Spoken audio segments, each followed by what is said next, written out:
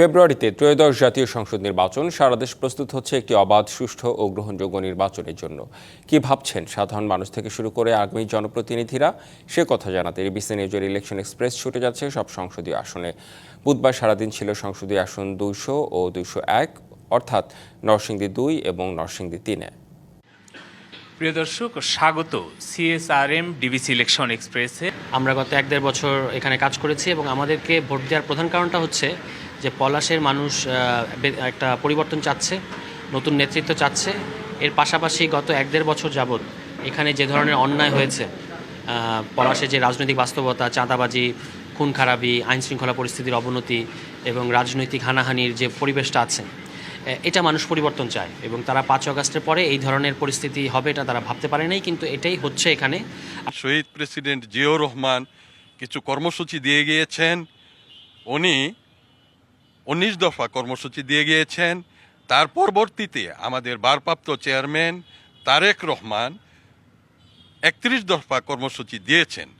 তাই এই 31 দফা কর্মসূচি কীভাবে বাস্তবায়ন হবে, আমাদের নেতা ডক্টর আব্দুল মঈন খান ইতিমধ্যেই আমাদেরকে নির্দেশনা দিয়েছেন। ডক্টর মঈন খান একজন পরিচ্ছন্ন রাজনীতিবিদ। ডক্টর আব্দুল মঈন খান পলাশের উন্নয়নের রূপকার। ডক্টর আব্দুল মঈন খান একজন সাদা পরিচ্ছন্ন মনের মানুষ বিধায় উনি ওনার নির্বাচনী এলাকায় আমরা যারা সকল নেতাকর্মী এখানে উপস্থিত হয়েছি, আমাদের প্রত্যেকটি নেতাকর্মীকে নির্দেশ দেওয়া আছে যে পলাশে কোনো প্রকার অন্যায় অবিচার চলতে পারে না। জাতীয় মানের কোনো শিক্ষা প্রতিষ্ঠান এখানে নেই, বড় প্রতিষ্ঠান নেই, বিশ্ববিদ্যালয় নেই, মেডিকেল কলেজ নেই, ইঞ্জিনিয়ারিং কলেজ নেই, হাসপাতাল, বড় ধরনের হাসপাতাল নেই। আমরা এই চ্যালেঞ্জগুলো নিতে হবে আমাদেরকে। জনগণের স্বাস্থ্যসেবা, শিক্ষাসেবা নিশ্চিতের জন্য এই কাজগুলো আমাদেরকে করতে হবে। জনগণের চাহিদার ভিত্তিতে নতুন রাস্তাঘাট আমরা নির্মাণ করব। পাশাপাশি শিবপুরের স্বাস্থ্যসেবা খাত নিয়ে যদি বলতে হয়, শিবপুরের নরসিংদী জেলায় একটা মেডিকেল কলেজ স্থাপনের দাবি দীর্ঘদিনের এবং এই ব্যাপারে বিভিন্নমুখী জরিপও হয়েছে। আমাদের শিবপুরে ইটাখোলাটা এটা নরসিংদী জেলার 4টা থানার একটা মধ্যবর্তী স্থল।